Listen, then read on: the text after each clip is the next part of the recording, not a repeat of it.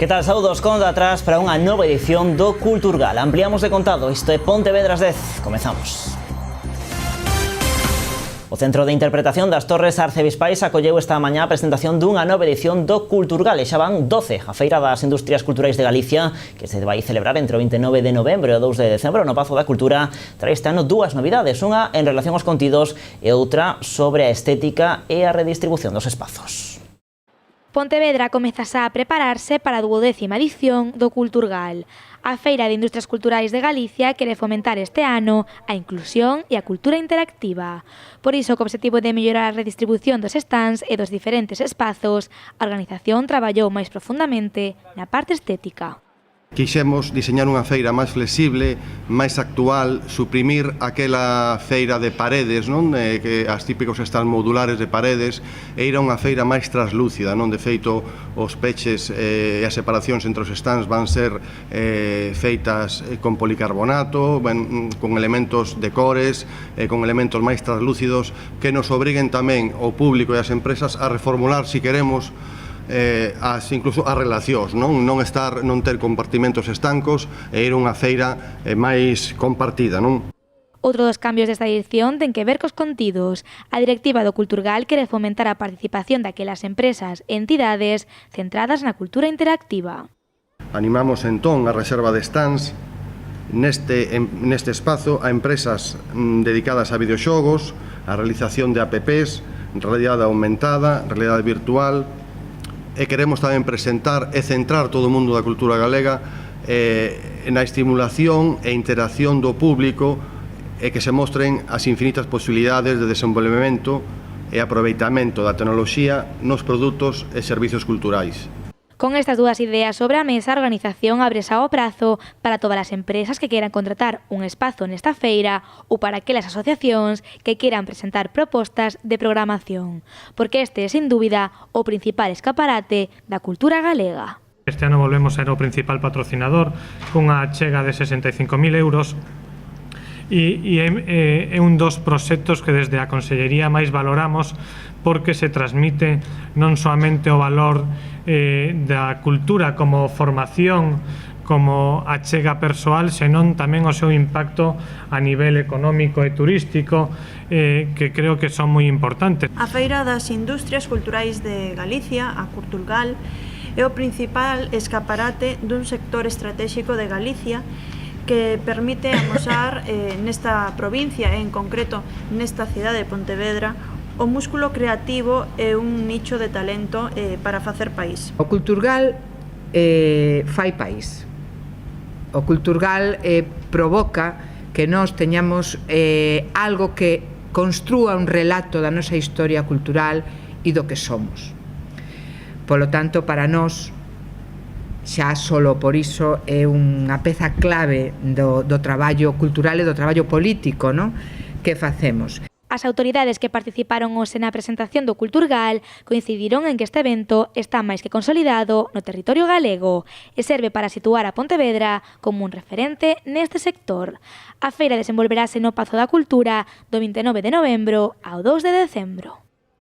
Mais cousas, a intención da Deputación de Pontevedra de transferir o Príncipe Filipe á Xunta trouxo consecuencias. A presidenta da institución provincial anunciou nas últimas semanas unha reforma deste centro de educación e insistiu na necesidade de transferir determinadas competencias á administración autonómica, algo que non gusta aos representantes de Comisións Obreiras. O sindicato asegura que as declaracións de Carmela Silva están a xerar alarma e incerteza entre os traballadores. Ademais, dende a entidade reclama unha mesa de negociación da presidenta cos representantes sindicais para tratar de resolver todas as dúbidas, xa que, segundo eles, o persoal quere saber en que medida afectaría isto aos seus dereitos e condicións laborais. Por outra banda, dende Comisións Obreiras critican tamén que as obras que se van levar a cabo na escola comecen en setembro, momento no que tamén arranca o curso escolar, algo que, segundo din, traería graves consecuencias para o Centro de Educación Primaria. A Concelleira de Promoción Económica reuniuse esta mañá coa Asociación de Hostaleiros e Empresarios de Pontevedra. O encontro serviu para poñer sobre a mesa novas propostas, entre elas unha iniciativa que buscará sacar a hostalaría á rúa. Fomentar a posibilidade de que haxa unha fecha concreta na que a hostelería poda sair á rúa, non solamente a hostelería do centro, senón a hostelería tamén dos barrios, a hostelería do rural. É unha liña todavía que temos que empezar a traballar, non? Pero sería eso, por un día, non sei se falaríamos de stands, de plazas de Pontevedra, na que poidera estar cada un dos locales que se vea na calle, na rúa.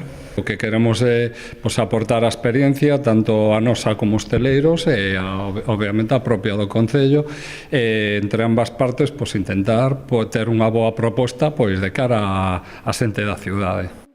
A Edil de Promoción Económica quere ligar esta iniciativa á celebración do ano Xacobeo 2021 e, polo tanto, pretende que a hostalaría saia á rúa en todos os puntos por onde pasa o Camiño Portugués. Unha idea que foi ben acollida pola Asociación de Hostaleiros. Esta primeira reunión serviu tamén para que o colectivo dese a coñecer todas as súas preocupacións e demandas, propostas que o Concello terá que ter en conta e que irá desenvolvendo nos vindeiros meses, por exemplo, mediante a instalación de stands en feiras como Etiqueta Negra.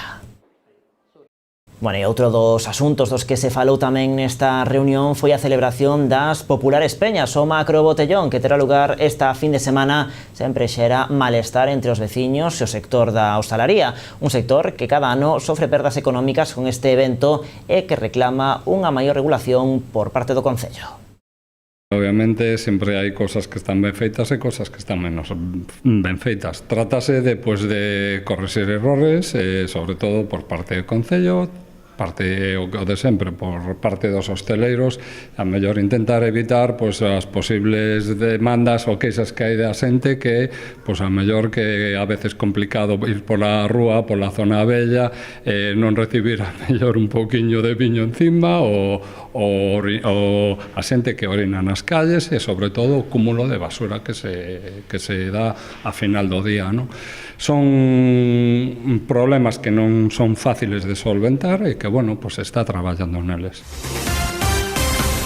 Comezan os preparativos para as festas da Peregrina. O Concello de Pontevedra iniciou esta mañá a posta a punto das árbores e zonas verdes da Alameda, as Palmeiras e a Ferrería. Os traballos consistiron nunha poda tanto das ramas máis baixas como das de maior altura, coa finalidade de previr a caída daquelas que estean secas ou en mal estado. A brigada, formada por 6 operarios, comezou podando os plataneiros, carballos e ameneiros da Alameda. Este foi o inicio dun conxunto de actuacións que se van levar a cabo ao longo de todo o verán en diferentes zonas da cidade. O Goberno Municipal ten previsto continuar a vindeira semana no Parque das Palmeiras coa eliminación das malas ervas e a limpeza das árbores. A Concellería de Parques e Xardíns destinou para estes traballos unha partida global de máis de 16.000 euros, 6.000 máis do que investira nas obras de recuperación dos xardíns situados na Rotonda da Barca e nas inmediacións da Ponte.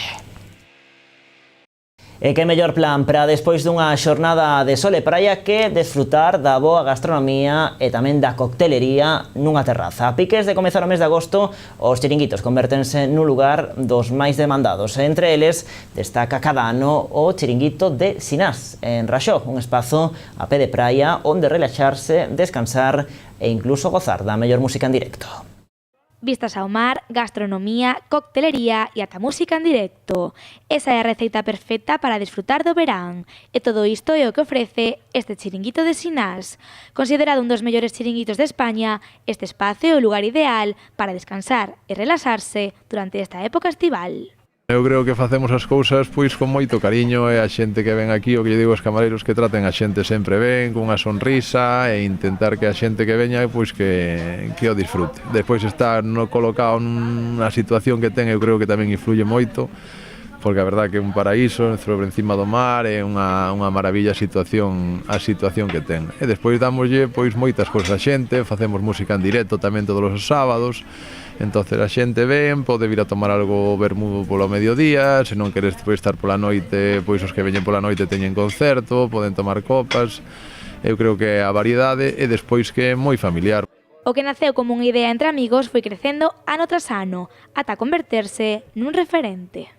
Este chiringuito nace cuando hacíamos fiestas en la playa con 17 años, con la gente que venía de turistas, los amiguetes. En esta playa hacíamos hogueritas, tocábamos la guitarra y a raíz de ahí un año se me ocurrió preguntar si se podía montar un chiringuito, pues para sacarme unas pelas para el invierno y tener que andar a pedirle a mis padres. Entonces fui al ayuntamiento, pregunté si se podría instalar, me dijeron que sí, hablé con una empresa de helados que de aquella era Mico, le dije si me podían montar ellos, si me podían dejar el chiringuito, me dejaron un chiringuito de poliéster, a mi abuela le robé una nevera de la bodega y después me pusieron el congelador con los helados y nada, pues vendía cervezas de lata y los helados con los amiguetes y a raíz de ahí pues cada año fui evolucionando un poquito más, cada año poniendo más cosas, adecentando el terreno todo y hasta el día de hoy. Este chiringuito é unha parada obrigatoria para moitos. Ademais de contar cunhas inmellorables vistas e cunha gran oferta gastronómica, este establecemento organiza tamén concertos durante todo o verán. Este ano temos como novedade, como hai un par de festivos aí por mitad de semana, temos un par de monólogos tamén para variar un pouco e agora empezamos ao mes de agosto, día 2, o viernes, temos un grupo que é os Gin Tonis, que fan bastante bo show, entón aí para aí xa temos todo reservado e a verdade que merece a pena vir a velos. Xa o saben, se este mes de agosto decidides quedarvos polas Rías Baixas, non perdades a oportunidade de visitar este espazo paradisíaco. Pois así poñemos o punto final este tempo de noticias aquí en Canal Rías Baixas, de contado o tempo, e xusto despois, xa saben, especial informativo con todo o que deu de sí a primeira das xornadas desta edición que comezou hoxe da Festa do Albariño. Nos volvemos mañá con máis actualidade. Adeus.